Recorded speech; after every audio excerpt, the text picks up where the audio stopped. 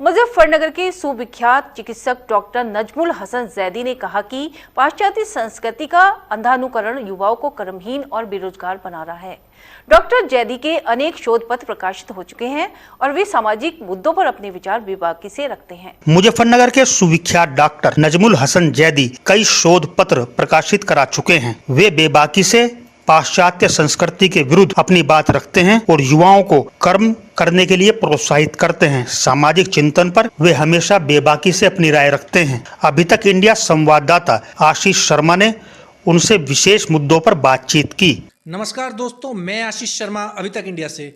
आज हम मुजफ्फरनगर की उस शख्सियत से आपको परिचय कराना चाहते हैं जिन्होंने 9 विषयों में पीएचडी की है, नजमुल हसन जैदी साहब से। आज हम उनसे व्यक्तिगत तौर पर उनसे मिलने आए हैं और आज हम समाज में जो विषम परिस्थितियां चल रही हैं उनके बारे में उनसे जानेंगे। नमस्कार सर। हाँ, नमस्कार सर जैदी जी, बताइए आपने कितने सब्जेक्टों में पीएचडी की है? देखिए, ऐसा है कि ये तो विषय दूर तक फैला हुआ है। बुनियादी तौर पर तो मनोविज्ञान से जो मेरा प्रथम चरण है और इसके बाद जो अध्ययन है वो जीवन के साथ जुड़ा हुआ है और ये कभी समाप्त नहीं होता। मैं आज भी विद्यार्थी हूँ और कल भी विद्यार्थी ही रहूँगा। जैसे कि आज का युवा जो है एक पाश्चात्य वेस्टर्न संस्कृति की तरफ जा रहा है, तो इस बारे में क्या कहना चाहेंगे? युवाओं को किस प्रकार संदेश देना चाहेंगे? ये वर्तमान की राजनीतिक परिस्थितियों के संदर्भ में प्रश्न आता है कि ऐसा क्यों है, और हमारे देश में हमारा खुद का सोचना कि ऐसा क्या चीज़ है जो हमारे युवाओं को आकर्षित कर रही है कि वो पाश्चात्य संस्कृति का अनुसरण करें। सच तो ये है कि इस मामले में हमें कहीं अपना आत्मनिरीक्षण करना चाहिए, कहीं हमारा ही तो दोष नहीं।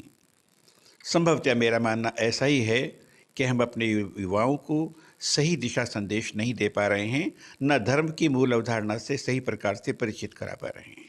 आज का युवा जो है वो एक शक्ति पृथक्करण यानी कि शक्ति का सिद्धांत पे चलने को तैयार है, ना कि आत्मनिरीक्षण को। इस बारे में क्या कहना चाहेंगे? इस मामले के अंदर में मेरा स्पष्ट उत्तर है, वो यही है कि धर्म के माध्यम से जो हमें दिशा निर्देश मिलते हैं वो अगर दिशाहीन हो जाएंगे तो उसका हमारे युवाओं पर बुरा प्रभाव पड़ना अवश्य है।